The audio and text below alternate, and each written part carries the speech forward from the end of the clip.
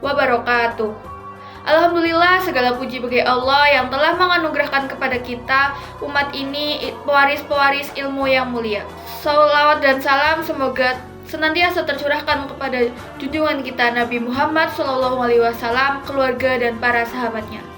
Saudara-saudariku seiman yang dirahmati Allah. Pada kesempatan yang berbahagia ini, kita akan menyelami lautan hikmah dari seorang ulama besar yang jejak ilmunya melintasi samudra. Seorang imam harmain yang berasal dari bumi Nusantara. Siapakah beliau? Beliau adalah Syekh Abdus Somad Al-Palimbani. Beliau adalah seorang mutafanin atau ahli dalam berbagai bidang. Tetapi inti dari seluruh ajarannya yang tertuang dalam kitab-kitab besarnya seperti Hidayatus Sholiqin dan Siyarus Sholiqin adalah tentang satu hal, yaitu kualitas hati. Kita akan membagi perenungan kita menjadi 3 bagian penting yang diajarkan beliau untuk mencapai hati yang sempurna.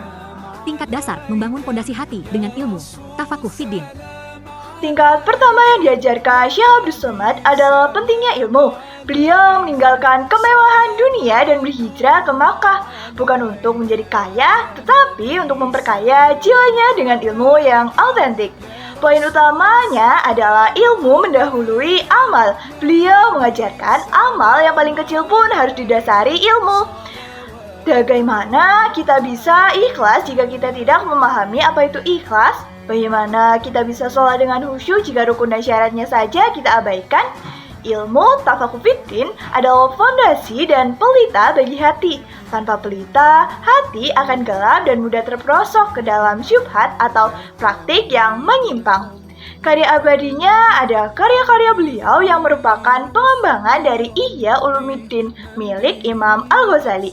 Adalah bukti bahwa ulama sejati meninggalkan warisan berupa ilmu yang bermanfaat. Amal jariyah terbaik bukan sekedar harta, melainkan ilmu yang terus maju pada generasi setelahnya. Pesan untuk kita, marilah kita prioritaskan mencari ilmu, mengaji, dan membaca. Hanya dengan ilmu yang benar, kita dapat mengetahui cara menyucikan hati benar sesuai tuntunan syariat. 2. Tingkat pertengahan menyucikan hati dari penyakit tazkiyatun nufus.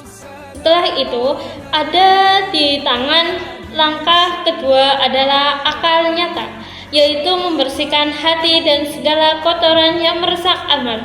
Inilah inti dari ajaran tasawuf al-Palimbani. Musuh utama hati.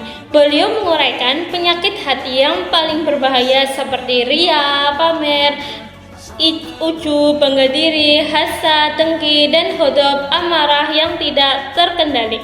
Syekh Abdus Somad menjelaskan bahwa penyakit-penyakit ini adalah racun yang mematikan pahala bahkan setelah beramal keras selama bertahun-tahun. Latihan zikir dan mujahadah.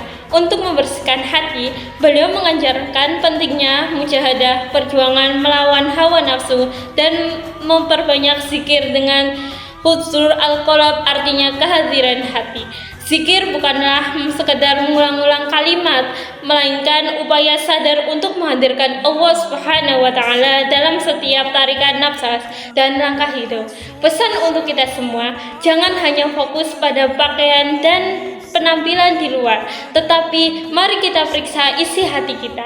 Hati yang bersih dan penyakit adalah istana tempat cahaya iman bersinar. 3. Tingkat puncak menghidupkan hati dengan kepedulian, jihad sosial. Tingkat kesempurnaan hati yang tertinggi menurut beliau bukanlah sekedar khusyuk dalam sholat, melainkan hati yang tergerak dan peduli terhadap penderitaan sesama. Inilah alasan mengapa beliau menulis kitab jihad. 1. Ikhlas dalam aksi nyata. Syekh Abdus Somad menunjukkan bahwa kebersihan hati harus diterjemahkan dengan aksi nyata yang ikhlas. Seseorang yang hatinya telah bersih tidak mungkin hanya berdiam diri melihat kezaliman penjajah atau kemiskinan umat. 2. Jihad melawan keterpurukan. Semangat jihad yang beliau wariskan adalah semangat untuk berjuang demi tegaknya keadilan dan kemuliaan umat. Di zaman kita, jihad adalah perjuangan melawan kebodohan dengan ilmu, kemiskinan dengan ekonomi syariah, dan perpecahan dengan persatuan ukhuwah. Kesimpulannya adalah Syekh Abdul Somad Al-Palimbani mengajarkan kita bahwa kesalehan sejati adalah kesalehan yang menyeluruh, berilmu, suci hatinya, dan peduli terhadap umat. Mari kita waris semangat beliau, jadikan ilmu sebagai fondasi, hati sebagai cermin, dan amal sebagai bukti cinta kita kepada Allah dan sesama. Wallahu a'lam bishawab. Wassalamualaikum warahmatullahi wabarakatuh.